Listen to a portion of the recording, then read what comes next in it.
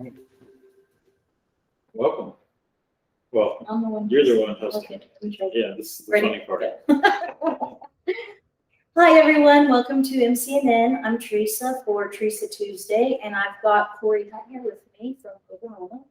And, today we're going to do it a little bit different than we did last week. I'm going to let Corey talk about one of his products that he processes here in Oklahoma and the importance of having different potencies for different illnesses and why we need to have that option for multiple patients. Yeah, absolutely. Thank you, Teresa. Well, my name is Corey Hunt. I'm a processor here in Oklahoma.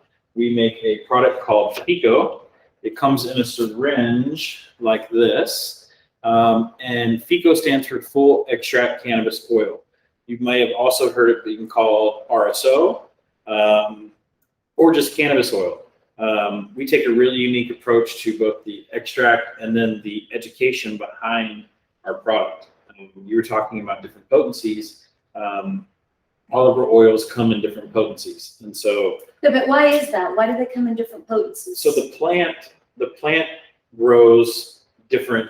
We call them. You may have heard of them strains. We call them cultivars. There's different cultivars of cannabis. So there's Blue Dream. There's Maui Wowie, and each of them are producing different components of the plant in different ratios. And so we literally just take those buds, those flowers, and we soak them in alcohol, and the result is an extract like this. And so that's why there's different potencies. And that is really how us as humans use the plant. We all need different ratios of So on the strains, what exactly is it that differentiates them? The THC percentage, the CBD percentage, those are cannabinoids. So the cannabinoid percentage and also the terpene percentages. Those are other compounds that the plant is producing that has a medicinal effect on humans. And so you may need 10 milligrams of THC to help with your back pain, but I might need 25 milligrams of THC to help me with my sleep. And so every patient is different in their needs. And so with the oil like this, they can really dial in how many milligrams they actually need. So on your processing, like I noticed something that I don't see a lot of is you actually have a pretty decent terpene percentage on your FICO. Yeah, some of them are higher than others. It's just whatever the starting material has, we're able to really extract. Does it not get damaged in the processing? No, we use a very gentle processing method that it's a real gentle way for the compounds to come off the plant and not damage those compounds. Yeah, well, we know that terpenes are a little bit volatile. Right? Yes, they are. So can you give us an example of different illnesses that this treats? Well, we don't want to say treat because, we can't say this actually treats something, but Thank you for pointing that out, Corey. Yes. It's something that we have to be really careful with because it isn't an FDA-approved drug. Correct, but I can tell you that I have a website called Illegally Healed.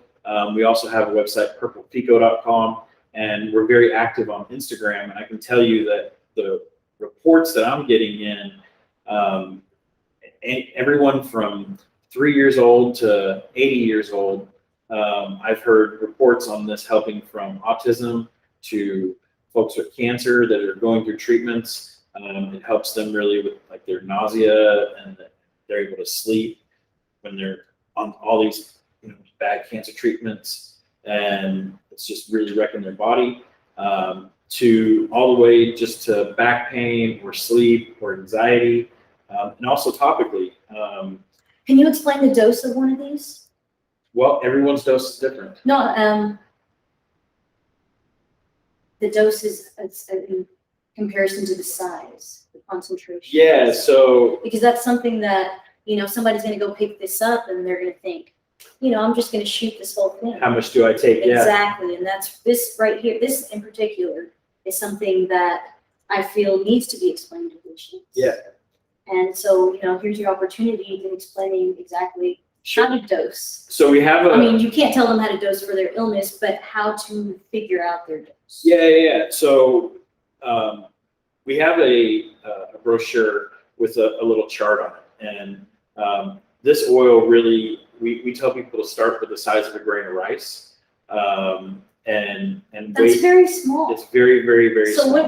what potency would you call a grain of rice? It depends on the starting. So you would take the, let's say this is 654. A grain of rice on this would probably be about 6 milligrams of THC, 6.5 to 8 milligrams of THC. You can get really scientific with it if you have a scale, and you can actually weigh out how many grams you're putting on the scale. So if it's 0.1, 0.2, 0.3, you can do it that way. You can do the math. There's a way you can do that. But a lot of times, folks don't have a scale that will weigh that less. So it has to be almost like a jewelry. A jewelry scale, yeah. Yes.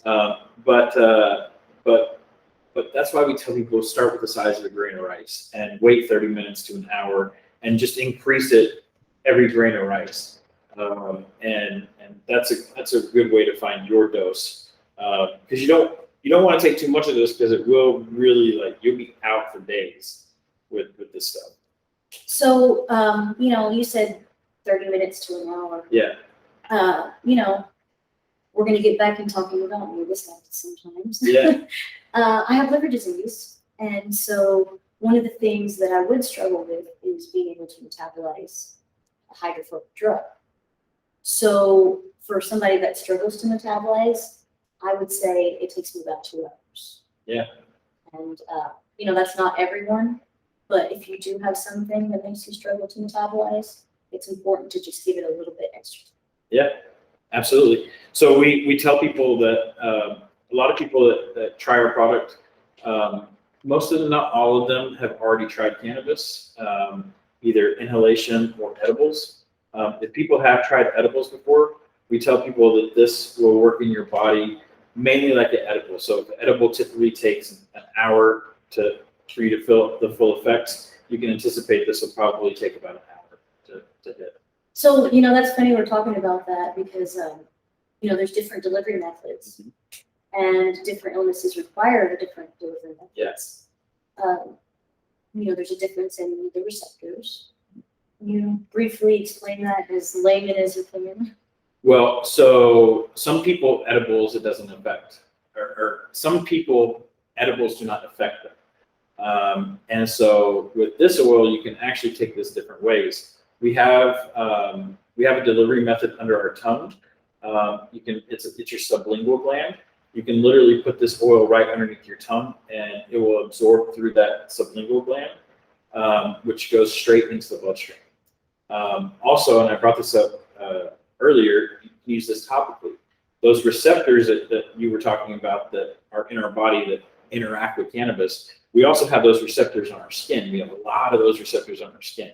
And so you can actually put this on cuts and bruises, scrapes. I've seen people put this on skin cancer, and the skin cancer goes away. There's actually a patient here in Oklahoma that is sending me photos every week, and all he's doing is putting this on his skin cancer, and it's growing new skin, and it's killing the skin cancer, and he's taking photos of this. It's absolutely amazing what it's doing. Isn't that what Rick Simpson originally had used it for? Rick Simpson originally used it for, he had fallen off of a ladder and really damaged his head, and he was in a lot of pain. And he originally made this for his pain, and he started making it for cancer patients as well. There are different ways to extract. Yes. And what are the differences in those extractions as far as what we need to watch out for patients, and what you would consider to be safe? Because, Sure. I know that a lot of the product is going to be lab tested, but one of the things that I liked about it was that you don't have to worry about the bacteria or the mold in the product. What do you think? What would you say to be careful with as far as the company? Sure. So definitely have the product tested by a reputable lab. But even alcohol, it's not a for sure thing to kill. It's the best way that we have to remediate that kind of problem, but it's not always a for sure thing. And there's other things that can even pass through alcohol, like heavy metals. And Well, heavy things like metals and that. pesticides, we Right. always have to test for. That's something that you can't remediate. Yeah. Once it's in the product, it's in the product. So something to look out for, especially with a lot of new growers. Yeah. They're not going to know what products are safe and what are not, how to properly flush, Sure. soil testing, things like that can affect you. Yeah, it really met like with the things that you're describing, with the metals and the pathogens and things. That's something you really have to look at your starting material, and it's quality in, quality out. But there are different extraction methods. There's a butane method. There's a CO2 method. There's a lot of different solventless. Like they don't use alcohol. They don't use butane. They don't use these things. And so, yeah, here in Oklahoma, it's really the Wild West. You have all different kinds Yeah. of people doing different extraction methods. Okay, well, thank you so much for telling us about that. Yeah. I know we're doing this backwards because typically you introduce yourself first. Yeah. But I just figured this was such important information that I wanted to put that out, in the beginning. Yeah. So that people don't miss it. And so, something I'd like to say too is people can make their own edibles with the oil. There's actually even a group here in Oklahoma, OK57, who is producing edibles using this kind of oil instead of oil that was extracted with the butane machine or another method. They're actually taking the full extract oil and they're making edibles, pre-packaging them. But you can also make your own edibles at home with these as well. So if you're baking a cake or if you're making scrambled eggs, or if you're doing Candies. anything, candies. Oh, Yes, anything. that's funny you say that because you're going to have a lot of patients that potentially be diabetic. Yeah. And one of the things that we notice in this market is there's not a lot of options for people with diabetes. Yeah, so if you're making some sugar-free candy at home, you can just drop some of this pico in there, and then each one of your candies will have pico in it. So, but yeah, there's so many different ways you can use this medicine. But yes, on to other things. Yes. I want Corey to tell us a little bit about himself. He is a longtime activist and a longtime researcher, and probably one of the most brilliant people in the industry. Oh. And I don't say that about a lot of people, but just how he began is just such a personal and such a beautiful story that it's been an inspiration to so many other patients that have turned to cannabis as alternative medicine. So why don't you start by telling us what was your motivation and what put you where you are today? Yeah, so I was actually living in Arkansas, and I had started researching medical cannabis, and I started traveling to different states, and I started seeing like what this medicine was actually doing for people. There's a fly on this. We got an extra guest. We have an guys. extra guest. But I really started researching how this plant was helping other people, and I started recording it, and I wanted to make a movie about this and put it on YouTube, and that one thing led to another, and I started a blog called Illegally Healed, and I started meeting with just some really brilliant doctors and researchers and journalists that helped me create this amazing website that was just collecting a lot of content about patients.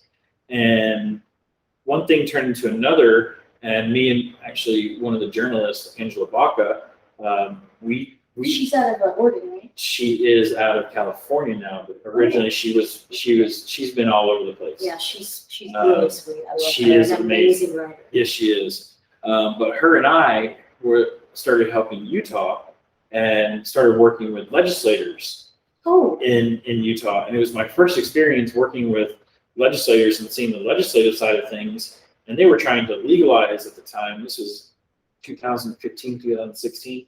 They were trying to legalize medical cannabis in the legislature.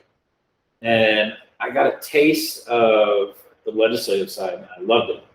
And so I helped a group in Arkansas, and there was massive support in Arkansas for medical cannabis. And I started meeting advocates, and I started meeting doctors, and I started meeting professionals in Arkansas that wanted this medicine in Arkansas. And all of a sudden, next thing you know, Arkansas has legal medical marijuana on the books. It took a long time for them to actually get that medicine, but it was on the books. And so that led into seeing the business side of this. And How do you feel about the legislation?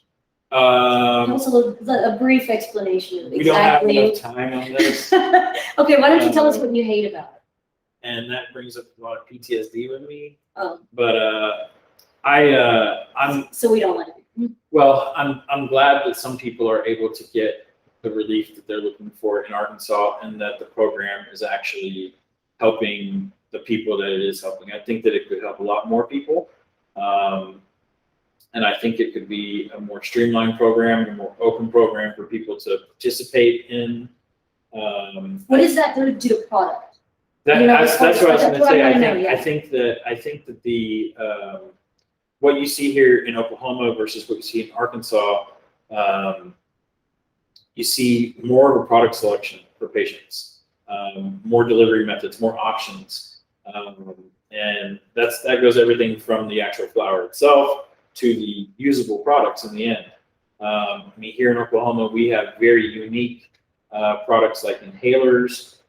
We have multiple brands that have Water-soluble THC. Water-soluble THC. We have multiple topical products. The pills. Yeah, we have. Fast-dissolving ones. Yeah, we have tons of different products, and you're not going to get that in Arkansas because they don't need to do that. There's only so many processors. They can only produce so many products. A lot of distillate products. Yeah, and it's kind of like what you see is what you get. You take what you can. But that's only one issue with the Arkansas program. Hopefully they'll work stuff out. I mean, but we can go back to work and we can start working in the States. Yeah, in the meantime, that's a lot of work. We don't need any more hobbies, do we? No, that's a lot of work. But the business side, back to the business. Yeah, how you got into the business. In the meantime, here in Oklahoma, it's we have reciprocity, so Arkansas patients can come over here, and maybe we'll open it up, in the future. But yeah, the business side, I started looking at the business side while I was in Arkansas, while we were waiting for the licenses to be issued, and I really got to see like, hey, we can do this. And we applied for a license in Arkansas. We were not successful. We came over here in Oklahoma and really started. Can you tell us about the book? I want you to tell us about the book, because the book that you had to prepare that I got to get a sneak peek at, because I'm telling you, this book that he put together is just all things cannabis. And one of these days, if it comes up missing, I mean, my house. Yeah. So in Arkansas, it was a lot different than here in Oklahoma. In Oklahoma, $2,500 grants you a license. Right. And it was actually that easy in the beginning. $2,500, you get a license here. It's a little bit more difficult now, but not too much more difficult. But in Arkansas, you had to prepare volumes of information, from everything that you were going to do to how you were going to do it, to when you were going to do it. But yeah, that was a crazy time. A lot different than what you have to do here. We've got our own. You've got one, I've got one. Yeah. We've got our own little flag. Now we have two flags. We got a pet flag each. They're twins. Yes, they are. But we like it here in Oklahoma. We're able to work with a lot of different growers. Where you were meant to be. Yeah, and it's nice. And like I said, access to the amount of different flower that we have here in Oklahoma, because we have so many growers, it's really opened it up for us to be able to choose which type of flower we want to extract. So when you got started in the business, I know that you also had Ounce Magazine. Yes. And so that kind of allowed you to really get into a lot of businesses and get to know people and get to know patients. I was published 3 times and I made the cover once. So that was exciting for me, because it was just the beginning of our friendship, as we were both so passionate about what we were doing. So tell us about Ounce. Yeah, Ounce is great. It was a magazine for patients, for the industry, also for regulators. Can you tell us some of the doctors and researchers that wrote for us? I hate to name drop, but we had Dr. Joe Goldstretch. We had Dr. Ben Behringer, local Oklahoma doctor. We had On the cover, we had Dr. Oh man. Bailey. Yes, Dr. Bailey was on the cover. So we had a lot of physicians. We had a lot of really cool articles. I partner with the magazine, Courtney. She would always write terpene of the month, and one issue we actually had like a scratch and sniff. It was the linalool. It was linalool, Yeah, yeah. linalool. So you could read about the Can you tell terpene. what linalool is real quick so people know? Linalool is a terpene. It's also found. It's found in a lot of different plants. It's also found in lavender. So it's the compound in lavender as well as in cannabis that Cilantro too. cilantro. It promotes a sleepy effect or calming effect, and so that's what makes this plant cannabis so unique, is that there's so many great compounds to it. Man, this fly is driving me crazy. So when you were doing an ounce, what do you think was the best part about it? I mean, what were you trying to get? Were you just trying to put out information, education? Yeah, we were. What do you think was the best part of it? Thanks. So we really went hard with ounce when in the infancy stages here in Oklahoma with cannabis being legal and people having access to all these dispensaries and all these different products, and what do we do with them? Because a lot of these folks that now have patient cards or were getting patient cards back then, they had no idea. They'd never been into a legal medical marijuana store. They've never tried cannabis, a lot of these people. And so the education behind it was really great. Yeah, you did a lot of different education events. I know you had The events are well, really, no, I mean you had the ounce Christmas party, which was epic because a lot of big brands came. And I think I got it. Did you need some I chopsticks? think so. Yes, I do need some chopsticks. Mr. Miyagi yet? Yeah, the parties were great. The events were great. We had a lot of educational events where we would bring folks out. And maybe in the future we'll do some more events. But right now we're focused on FICO and getting that in as many shops as possible. So why did you choose the FICO? Was it just a popular product, or you wanted to live? I know you did. Yeah. You were doing a lot of things. Like when you first got started, your business was just, and then you just seemed to. Yeah, so we go always, back. I mean, it's almost like you went back where you began, because I feel like this is where you started. well, we always had the FICO as our staple product. We always knew that product, because like I said earlier, you can take this product and you can make other products from it. And so we always knew that we wanted to do an ethanol extracted oil, which this is. We always knew that we wanted to have it in syringe form like this, because we saw that was the way that most critically ill patients were consuming the medicine. But we knew that we could make other products from it as well. But yeah, we did some distribution here in Oklahoma. So I got to work with different growers, help them sell their flower. I got to work with other producers, help them sell their products. Got to look at the insides of other people. But yeah, this we're just now focused on FICO and getting that, like I said, as many shops as possible. Well, I mean, I'm certain that you're dominating the FICO market. I can tell you that. Oh, thank you. Because, you know, I'm not a big fan of most processing methods, and Yeah. I'm very, very picky. You know, I'm that snob. Yeah. I'm not gonna lie, I'm that snob. I know what works, I know what doesn't work, and you know, you can't really sell me on a free package. So it's important to know your products. So why don't you tell me about Mississippi real quick? What's happening in Mississippi? Oh, okay. So, you know, right now they're waiting and hoping that they call a special session. Okay. You know the backstory of everything, and we're coming to this point now, Okay. where Senator Blackwell has a bill that was written. And yesterday, he was supposed to meet with Representative Nancy. I've not heard where the House stands on this. I've heard that we don't have anything to worry about as far as they're not getting too combative. But it really comes down to whether Governor Tate is going to call a special session. So the pressure's still on the activists. I've never seen this many people so actively involved in pushing for something and believing in something this hard. But the number of people that voted for this was just substantial. So they Yeah. won it. They want this. Yeah, They that's want what I this see. program, and it was taken from them. And you know, you've got two different groups. You know, you've got the people that are angry that they've lost this initiative, and, you know, now they're just looking for something because they're patients. Yeah. And they want to be able to treat themselves. And then you have another group that's just like, we don't want the legislators, this was a conspiracy, they planned this and they're just out to get us. And so Yeah. the reality is this bill is their shot to get medical marijuana. Well, I really hope that the legislators step Give them up. some words of encouragement, because I know that, you know, when we were here, Yeah. I mean, you went through the Arkansas, and I mean, that was, Well, even here in I Oklahoma. honestly, I hate to bring Yeah. it up, but the point of a lot of this is every week I'm going to talk about a different state, and so you have experience with the state that I don't have experience. Yeah.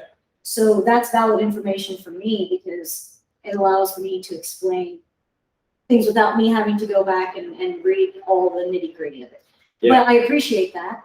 And then, of course, you went through the Oklahoma, and, you know, the catastrophe in the beginning, we had the corruption in the health department, and then we had to go through 2612 and that getting written.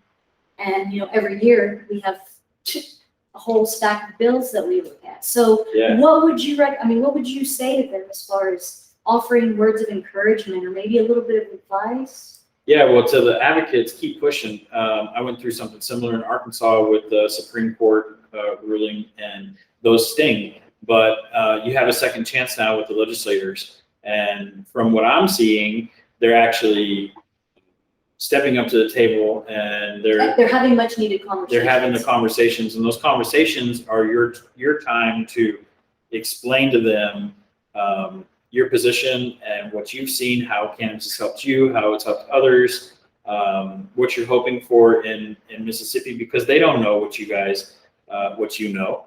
And so the more that they know, the more stories they hear, that's what changes the hearts and the minds of those legislators. And it seems like right now that this is the only option. And so, yeah, if and when the special session is called, you'll really need to like double down on making sure you're making phone calls, because the one thing you got to remember is these legislators work for you. Yes. Like they really do. Like They work for all of you. They work And when we for say all of work you. for you, it's not singular. It's plural. Yeah, and the And I think best. people forget that, because, you know, you have one person that has an opinion, and then you have a group of people. Yeah, so they work for all of you, but the one piece of advice that I could give is make sure that you reach out to the correct legislator. So you can look online and you can find who your representative is, and make sure that you're calling the representative from your district, because they have to talk to you. If you call another representative, they always ask, what is your address? Because they want to make sure that they're talking to their constituents. And so if you call your legislator, your representative, they will talk to you. So make sure that you call your representative. And also, when you send emails, when you write out the subject, make sure you put where you're from, Yes. especially if you're one of their constituents. Yes. Again, they will and must talk to you if you're one of their constituents. That's one thing that I learned working on the legislative side of things. So. All right, well, Corey, I really appreciate you coming today. Yes, thank you. You know, you did wonderful explaining the product and, you know, giving us a little bit of history on you. Yeah. I mean, I know there's so much more to you, but, you know, for this show, it was definitely insightful. So I appreciate you being with us today. Thank you. Good luck, Mississippi. Thank you guys so much, and we'll tune in next week. All right. Cool. What do you think? That was good. Dude, we flowed. We vibed well. There you go.